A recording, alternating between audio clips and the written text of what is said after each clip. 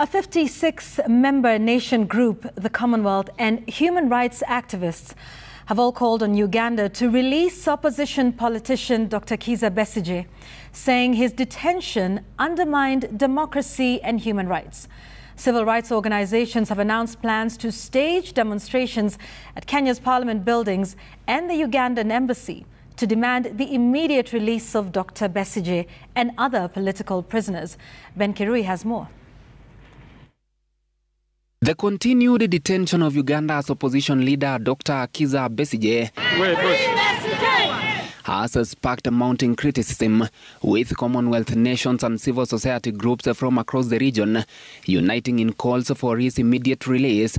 Speaking in Nairobi, activists from Uganda, Kenya and Tanzania condemned the alleged abduction and rendition of Besigye and his ally Haj Obied Lutale, labeling it a blatant violation of international human rights laws and extradition treaties.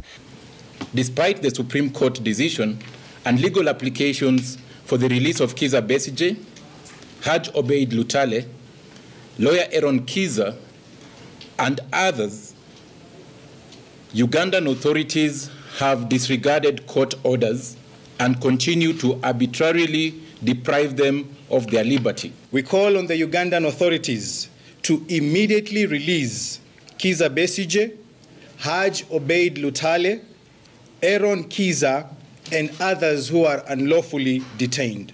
Dr. Besigye's health has deteriorated rapidly due to a hunger strike protesting his detention.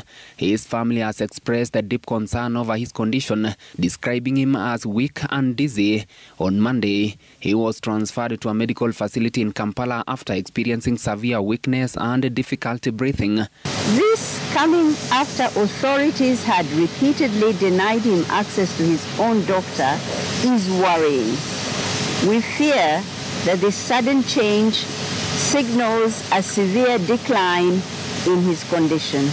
The medical union has spoken out and given a scientific medical analysis of Dr. Besigye's health, which is in serious jeopardy. Free all political prisoners in Uganda. In response to his continued incarceration, civil rights groups have threatened to stage mass protest, including occupying Kenya's parliament and the Ugandan embassy, to demand the release of all political prisoners.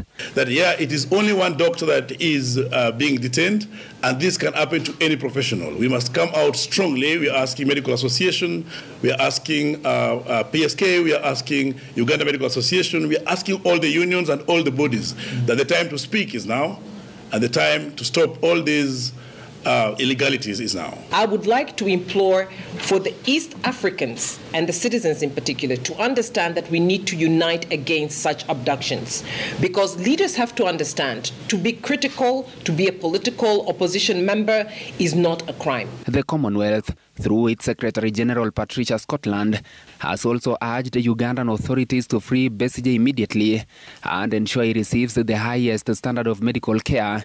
The 56-nation organization expressed a deep concern over the prolonged detention of Dr. Besigye, Haj Obied Lutale, and lawyer Aaron Kizza, arguing that it undermines the Ugandan Supreme Court's ruling of January 31st, 2025. Meanwhile, in a lengthy statement on X, Uganda's President Yoweri Museveni dismissed the public outcry, criticizing Ugandans for focusing on Besigye's detention, which he termed a non-issue. You didn't respond to the point of... Ben Kirui, Citizen TV, Nairobi.